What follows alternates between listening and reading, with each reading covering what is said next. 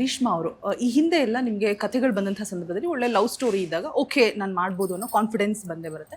ಮತ್ತು ಗ್ಲಾಮರಸ್ ಆಗೂ ಕೂಡ ಕಾಣಿಸ್ಕೋಬೇಕು ಅನ್ನೋದಿರುತ್ತೆ ಈಗಿನ ಹೀರೋಯಿನ್ಸ್ಗೆ. ಸೊ ನಿಮಗೆ ಈ ಪಾತ್ರ ಸಿಕ್ಕಾಬಡೆ ಡಿಫ್ರೆಂಟ್ ಆಗಿದೆ. ಸೊ ಕತೆ ಹೇಗೆ ಬಂತು, ನೀವು ಒಪ್ಕೊಳ್ಳೋದಕ್ಕೆ ರೀಸನ್ ಏನು, ಮತ್ತು ಆ ಕಾನ್ಫಿಡೆಂಟ್ ಅನ್ನೋದು ಬರಬೇಕು, ಹೌದು ನಾನು ಈ ಪಾತ್ರ ಮಾಡ್ತೀನಿ ಅಂತ ಬಿಟ್ಟು. ನಮಗಂತೂ ರೀಶ್ಮಾನ ಇದು ನನ್ನ ಇನ್ನೂ ಕೂಡ ಡೌಟ್, ಇವ್ರೇನಾ ಇದು ಅಂತ. ಸೊ ಹೋಮ್ವರ್ಕ್ ಎಲ್ಲ ಹೇಗೆ ಮಾಡಿದ್ರಿ, ಕತೆ ಹೇಗೆ ಬಂತು, ಹೇಗೆ ಒಪ್ಕೊಂಡ್ರಿ? ಟು ಬಿ ವೆರಿ ಆನೆಸ್ಟ್, ಈ ಥರ ಪಾತ್ರ ಹೀರೋಯಿನ್ಸ್ಗೆ ಬರೋದು ಕಷ್ಟ.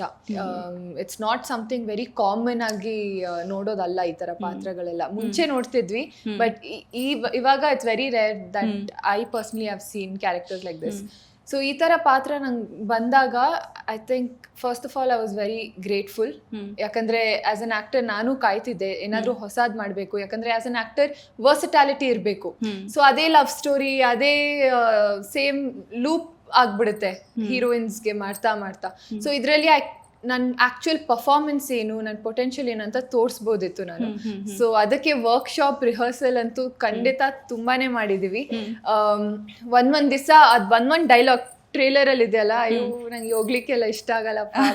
ಬರೀ ಅದು ಮಾತ್ರ ನಾನು ಇಡೀ ದಿನ ಕಾಸ್ಟ್ಯೂಮ್ ನಾವು ಹಾಕೊಂಡು ಲೈಕ್ ಫುಲ್ ಆ ಬಾಡಿ ಲ್ಯಾಂಗ್ವೇಜ್ ಪ್ರಾಕ್ಟೀಸ್ ಮಾಡಿದ್ದೀನಿ, ಆ ಡೈಲಾಗ್ ಹೇಳೋ ರೀತಿ ಪ್ರಾಕ್ಟೀಸ್ ಮಾಡಿದ್ದೀನಿ. ಸೊ ಇವನ್ ಇನ್ ಲುಕ್ ವೈಸ್ ಅಷ್ಟೇ ತುಂಬಾ ರಿಹರ್ಸಲ್ಸ್ ಎಲ್ಲ ನಡೆದಿದೆ, ಅದಕ್ಕೆ ಔಟ್ಪುಟ್ ಇಷ್ಟು ಚೆನ್ನಾಗಿ ಬಂದಿದೆ.